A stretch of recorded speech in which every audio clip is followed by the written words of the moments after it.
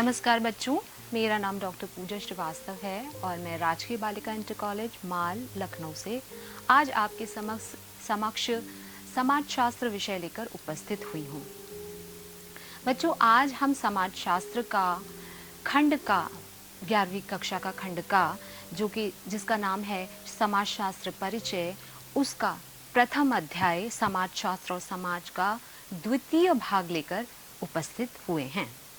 बच्चों, आज हम आपको बताएंगे कि सबसे पहले तो इस बात पे चर्चा करेंगे कि आपने इससे पहले वाले खंड में क्या पढ़ा और उसके बाद समाजशास्त्र के उद्भव की क्या परिस्थितियां रही हैं, वो भी आज आपको इस पाठ में बताया जाएगा।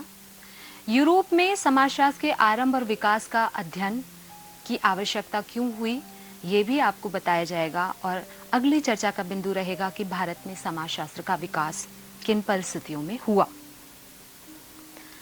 अब बच्चों, हम आपको भाग 1 की पुनरावृत्ति करा देते हैं। खंड 1 के भाग 1 में आपने पढ़ा कि व्यक्ति और समाज परस्पर एक दूसरे से घनिष्ठ रूप से संबंधित है।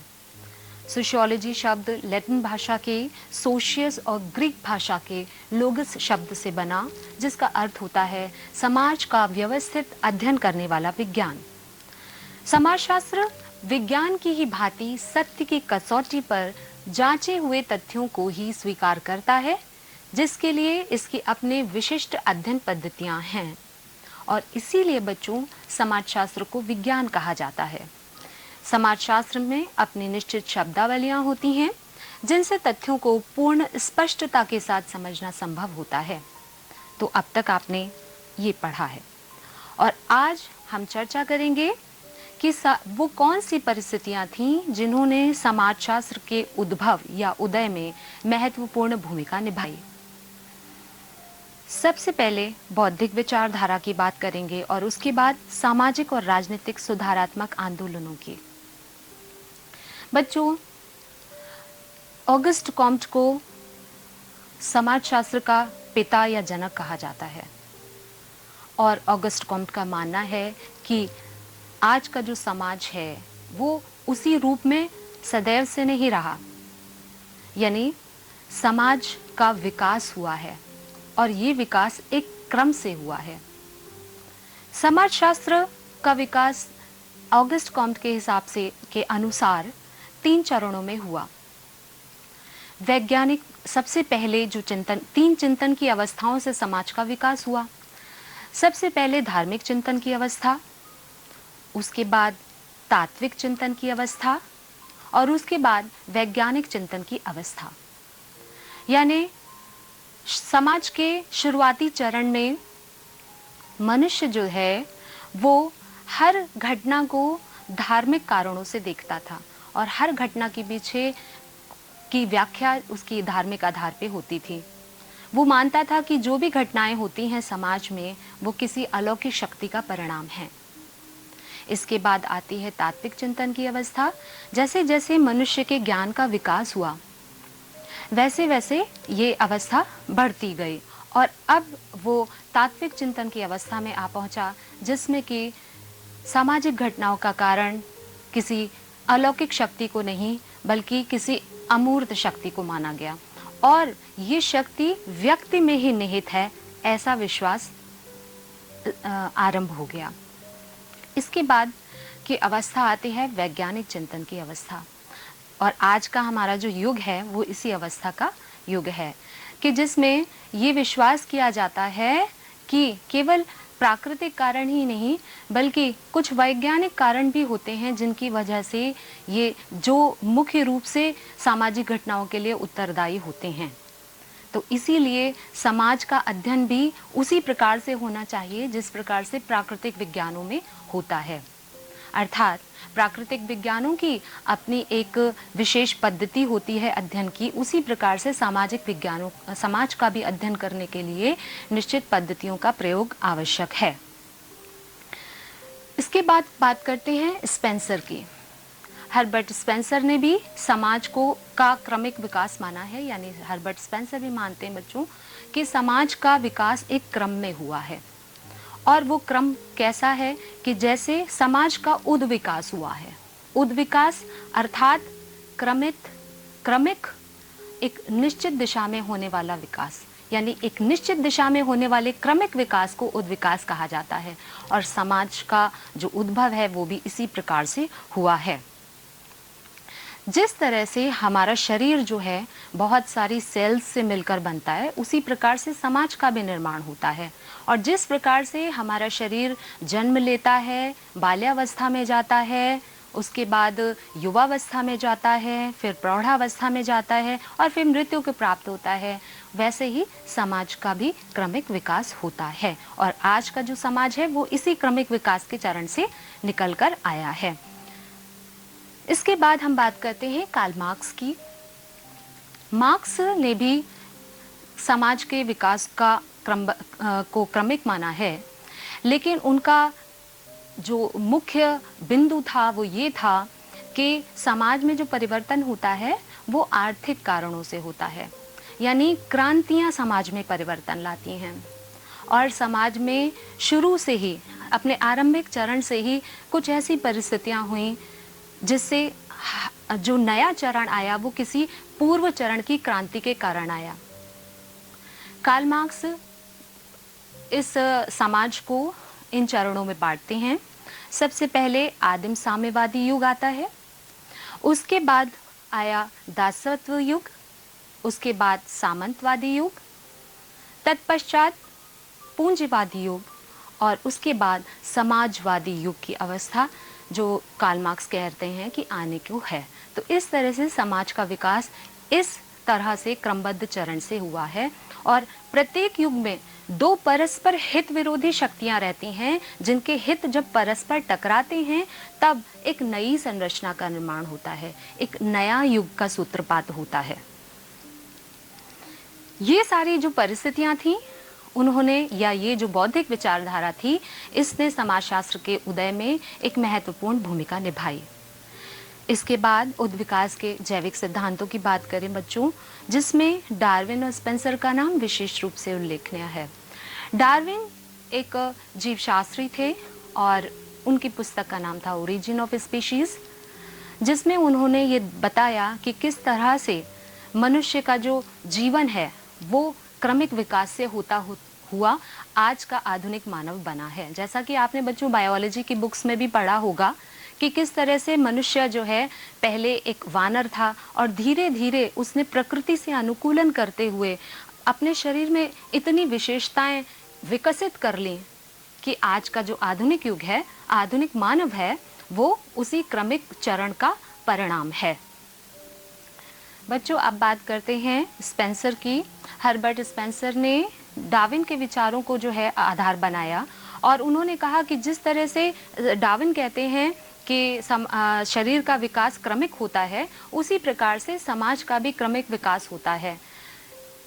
और जिस तरह से शरीर विभिन्न कोशिकाओं से बना है और उसी तरह से समाज भी विभिन्न व्यक्तियों से मिलकर बना है।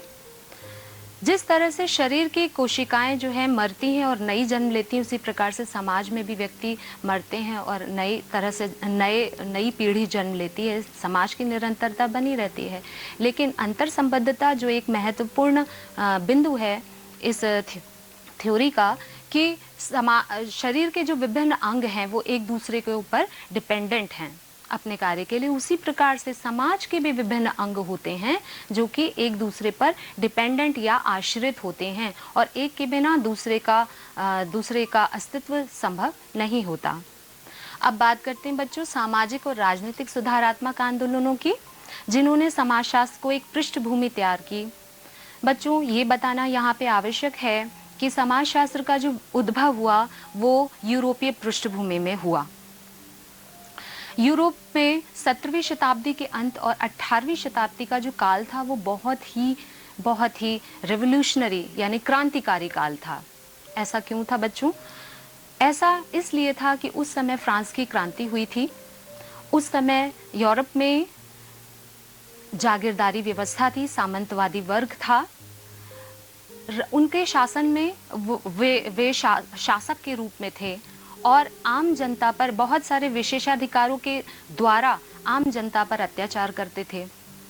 विभिन्न प्रकार के कर लगाने से जनता बहुत परेशान हो गई थी और जनता में धीरे धीरे असंतोष पनप रहा था। उसी समय बच्चों एक और महत्वपूर्ण घटना हुई। वो घटना थी वैज्ञानिक और तकनीकी आविष्कारों की घटना।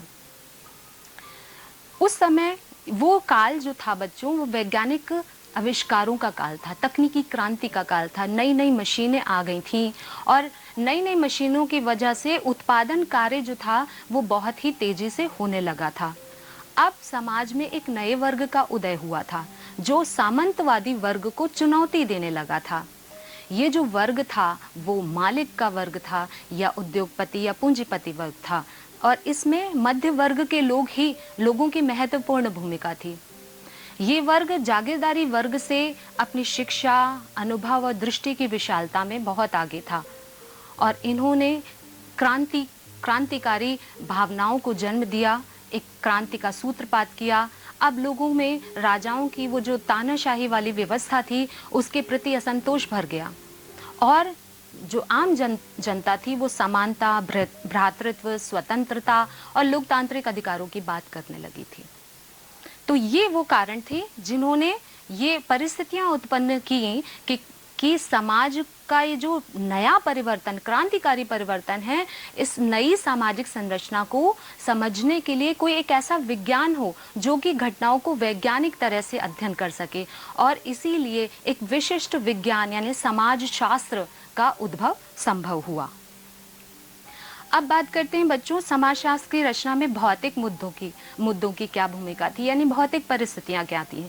अभी मैंने आपको बताया बेटा कि ये जो समय था ये आधुनिक समय या क्रांतिकारी समय था।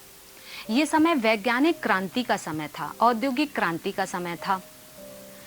नए नए मशीनों का आविष्कार हुआ, बड़ी मशीनों का आविष्कार हुआ जिसने उत्पादन को दुगना और तिगुना कर दिया। एक कार्य जो मनुष्य एक दिन में करता था, ये मशीनें 1 घंटे में वो कार्य को करने लगी।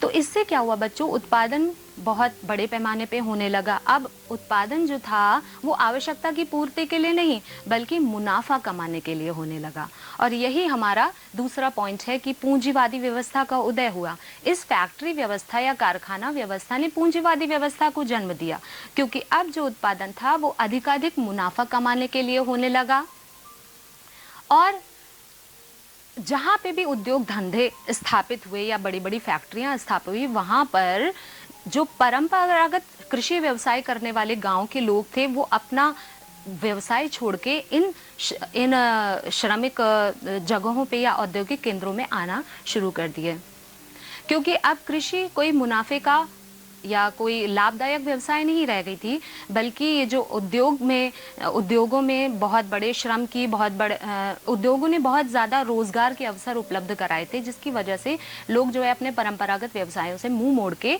इधर की तरफ आ रहे थे। विस्थापन की प्रवृत्ति यही है कि व्यक्ति जो है अपनी जगह छोड़ के या अपना स्थान जहाँ पे वो रहता था उसको छोड़ के जो है रोजगार के लिए इन औद्योगिक केंद्रों में आना शुरू कर दिया।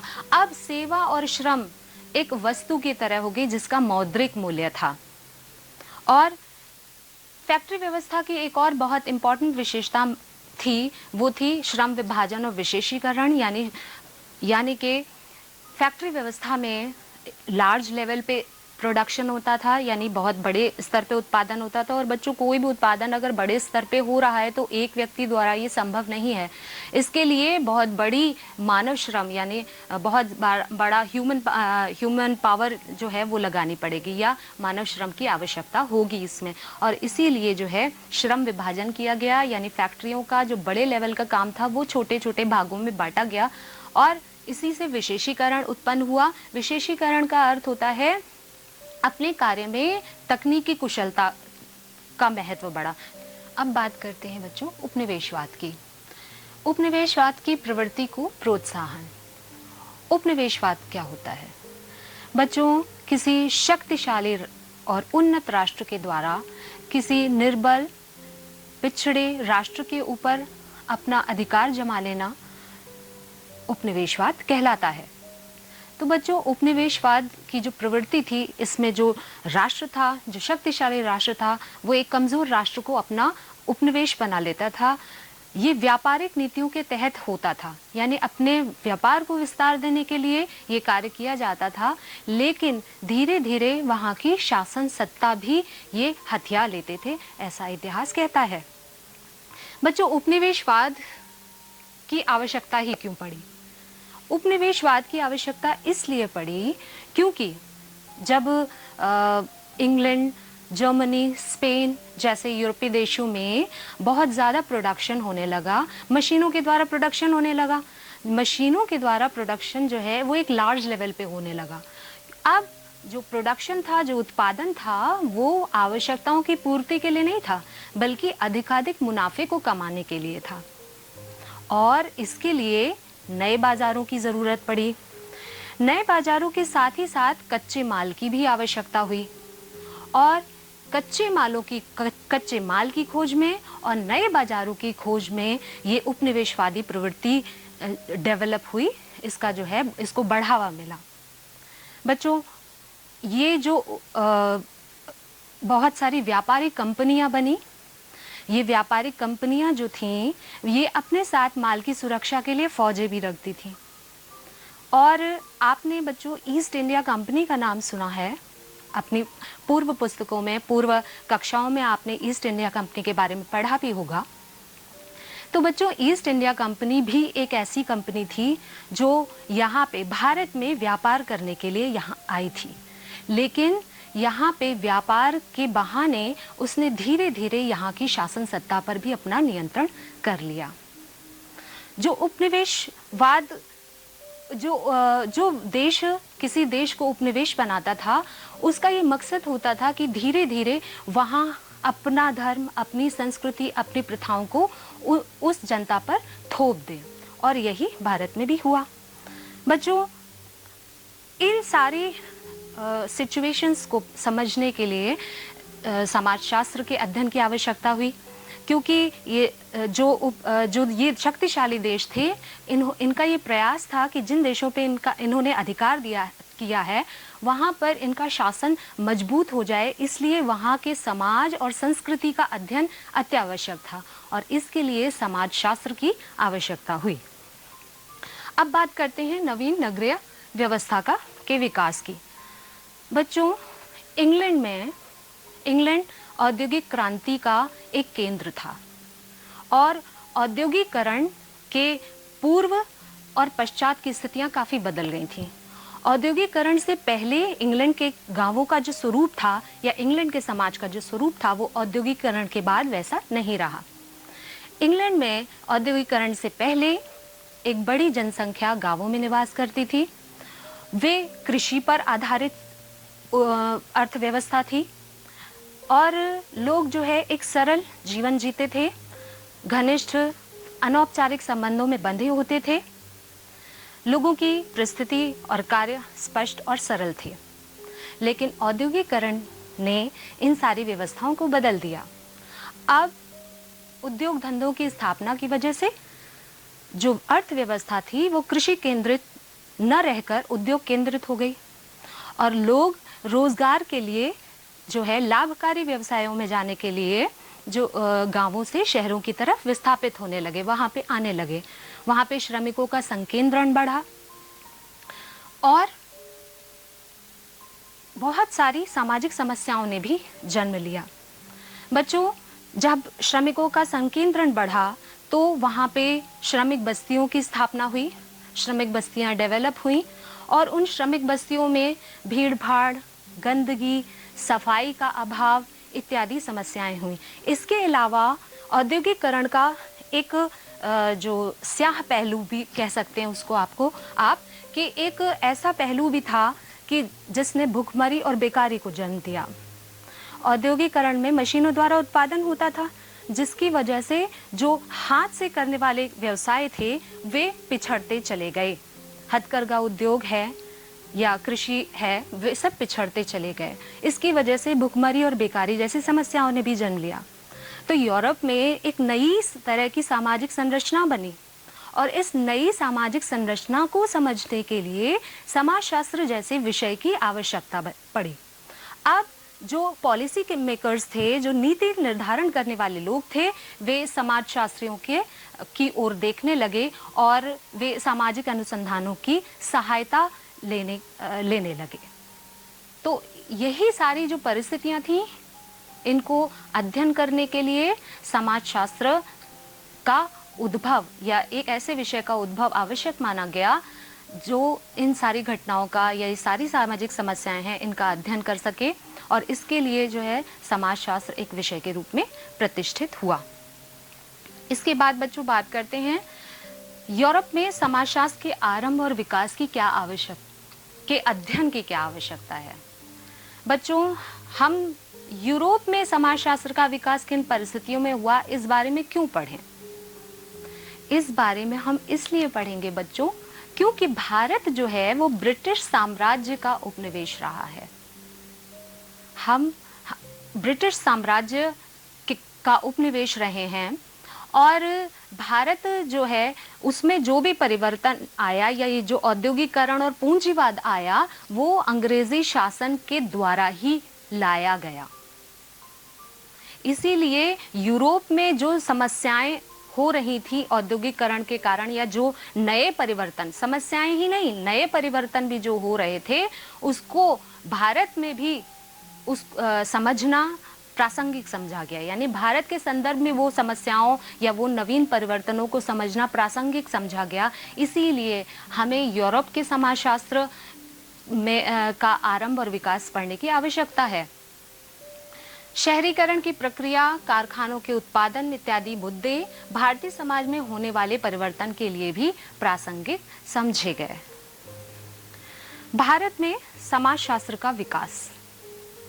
बच्चों, भारत में समाजशास्त्र जो है वो उसको समझने के लिए, उसके विकास को समझने के लिए हमें यूरोपीय अध्ययनों की सहायता लेनी पड़ेगी। यूरोप में जो परिस्थितियां पैदा हुई थी औद्योगिकरण के फलस्वरूप, उसकी वजह से उनमें जो अध्ययन किए गए थे वहाँ की परिस्थितियों को समझने के लिए, वे अध्ययन यहाँ की परिस्थितियों को समझने के लिए भी लाभदायक समझे गए। लेकिन एक बात का ध्यान रखना बहुत ही आवश्यक है बच्चों, कि औद्योगिकरण का वही प्रभाव नहीं था भारत में जैसा कि यूरोपीय देश में था, क्योंकि औद्योगिकरण भारत में लाया गया था अपने व्यापारिक हितों को साधने के लिए। एक आर्थिक नीति के तहत यहाँ पे औद्योगिकरण लाया गया था।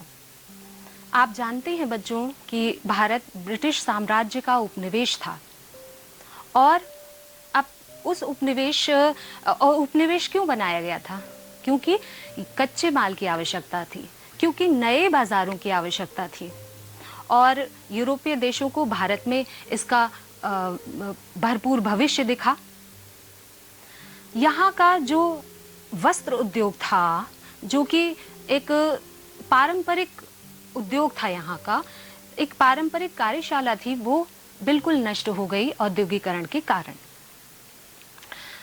बच्चों, विदेशी जो आए या ब्रिटिशर्स जो आए, वे यहाँ का कच्चा माल बहुत ही सस्ते दामों पे लेके बाहर भेजते थे, और वहाँ मशीनों से तैयार माल को पुनः बहुत ही सस्ते दामों पे बेचने लगे, और यहाँ के बाजार को उन्होंने पूरी तरह से पाट दिया। तो यहाँ का जो हस्तशिल्प था, जो हथकरघा उद्योग था, वो मशीनों का कंपटीशन नहीं कर पाया, और उनकी तुलना में यहाँ का जो हथकरघा उद्योग था वो पिछड़ गया। जैसा कि आपकी पुस्तक में भी बच्चों एक उदाहरण दे रखा है कि कार्ल मार्क्स का, कि भारत जो कभी सूती उत्पादन की कार्यशाला थी, अब इंग्लिश धागों से पटा पड़ा है, और इन अंग्रेजी धागों ने या इस अंग्रेजी तैयार माल ने यहाँ के हथकरघा उद्योग को पूरी तरह से नष्ट कर दिया, जो कभी यहाँ की शान हुआ करता था। तो इस तरह से बच्चों, भारत में जो औद्योगिकरण का वही प्रभाव नहीं था। अब पश्चिमी दृष्टिकोण से भारतीय समाज की संकुचित व्याख्या की गई। बच्चों, पश्चिमी दृष्टिकोण से सामाजिक मानवशास्त्र, जो कि समाजशास्त्र और मानवशास्त्र की एक समन्वित शाखा है, उसमें मानव विज्ञान या एंथ्रोपोलॉजी को पिछड़े समाजों का अध्ययन माना गया, आदिम समाजों का अध्ययन माना गया। पश्चिमी विचारकों ने पूरे समाज को दो भागों में बांट के देखा। एक वे जो गैर यूरोपियन समाज थे, जिनको उन्होंने पिछड़ा समाज कहा, कम उन्नत समाज कहा, और दूसरा यूरोपियन समाज, जिसको कि वे जो औद्योगिकृत समाज थे। और इसी दृष्टिकोण से उन्होंने भारतीय समाज को समझने का भी प्रयास किया। लेकिन भारत एक विशिष्ट संस्कृति है। भारत में बहुत सारी विभिन्नताएं हैं। इसमें भाषाई विभिन्नताएं हैं, धार्मिक विभिन्नताएं हैं, जातीय विभिन्नताएं हैं, पंथ संबंधी विभिन्नताएं हैं, सामुदायिक विभिन्नताएं हैं। इसीलिए भारत जो है एक विशिष्ट संस्कृति थी और भारत को समझने के लिए भारतीय दृष्टिकोण को अपनाने की आवश्यकता महसूस की गई। भारत में सामाजिक मानव विज्ञान और समाज शास्त्र के विषय क्षेत्र में कोई बहुत अंतर नहीं है। यहाँ पे सामाजिक मानव विज्ञान में ग्रामीण समाज, जनजातीय समाज के साथ साथ औद्योगिक समाज के अध्ययन को भी शामिल किया गया, जो पश्चिमी विचारकों ने नहीं किया था। तो बच्चों, भारत को समझने के लिए भारतीय दृष्टिकोण अपनाने की आवश्यकता महसूस की गई और इसके लिए जो है समाज शास्त्र का अध्ययन आवश्यक हुआ, क्योंकि भारत में परंपरा और आधुनिकता दोनों ही तत्व एक साथ विद्यमान है। भारत में परंपरा और आधुनिकता का सुंदर समन्वय है। भारत में कहाँ ग्राम खत्म होता है और कहाँ शहर शुरू होता है, इसकी सीमा रेखा को निर्धारित करना या गांव और शहर की स्पष्ट परिभाषा देना थोड़ा मुश्किल होता है, क्योंकि यहाँ पे गांव में शहरी तत्व विद्यमान है और शहरों में ग्रामीण तत्व विद्यमान है। तो इस तरह से भारतीय जो समाज है उसको भारतीय दृष्टिकोण से समझने की आवश्यकता के कारण ही भारत में समाज शास्त्र के विकास को एक गति मिली। ये जो है आज आपका अध्याय, यहाँ पे हम इस पे अल्प विराम लेते हैं, क्योंकि खंड गा में हम इस अध्याय की अन्य बातों का, अन्य विषय का हम डिस्कशन करेंगे। और अभी हम इस पार्ट की पुनरावृत्ति कर लेते हैं कि समाजशास्त्र का जन्म, आज आपने पढ़ा बच्चों, समाजशास्त्र का जन्म और विकास यूरोपीय पृष्ठभूमि में हुआ, जिसमें उस समय के बौद्धिक आंदोलनों और भौतिक परिस्थितियों की महत्वपूर्ण भूमिका थी। तीव्र गति से होने वाली वैज्ञानिक खोजों ने वैज्ञानिक चिंतन को बढ़ावा दिया। आज आपने पढ़ा बच्चों कि समाजशास्त्र समाज का वैज्ञानिक तरीके से अध्ययन करने वाला विज्ञान है। नवीन मशीनों और तकनीकी आविष्कार ने नवीन औद्योगिक नगरीय जीवन शैली को जन्म दिया। भारत में भी औपनिवेशिक शासन के फलस्वरूप फैक्ट्री व्यवस्था की नींव पड़ी, जिससे उत्पन्न परिवर्तनों को समझने के लिए समाजशास्त्र का अध्ययन आवश्यक हो गया। अब बच्चों, हम आपको गृह कार्य दे रहे हैं और अपनी उत्तर पुस्तिका में इन प्रश्नों के आप उत्तर लिखेंगे। यूरोप में कौन सी परिस्थितियां समाजशास्त्र के उदय के लिए उत्तरदायी थीं? भारतीय समाजशास्त्र को समझने में यूरोपीय परिस्थितियां किस तरह से सहायक हुई? श्रम विभाजन से आप क्या समझते हैं? फैक्ट्री व्यवस्था की विशेषताएं क्या हैं? और औद्योगिकरण से उत्पन्न परिवर्तनों की आप एक सूची बनाइए। ये आप अपनी कॉपी में करेंगे बच्चों।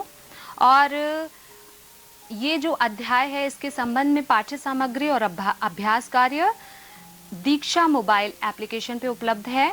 बच्चों, दीक्षा मोबाइल एप्लीकेशन को आप गूगल प्ले स्टोर से डाउनलोड कर सकते हैं। और किसी बिंदु पर आशंका हो या अपने उत्तर आप जानना चाहते हैं तो अपने शिक्षक से ऑनलाइन ई लर्निंग क्लासेस और व्हाट्सएप वर्चुअल क्लासेस में पूछ के आप समाधान उसका कर सकते हैं। ये वीडियो जो है यूट्यूब चैनल उत्तर प्रदेश माध्यमिक शिक्षा विभाग पर भी उपलब्ध है, जिसे आप सब्सक्राइब करके देख सकते हैं। अब अगले खंड में हम पढ़ेंगे कि समाजशास्त्र का विषय क्षेत्र क्या है और समाजशास्त्र का अन्य सामाजिक विज्ञानों से क्या संबंध है। आप अपनी पाठ्यपुस्तक में ये पाठ आप पढ़ के रखिएगा। धन्यवाद।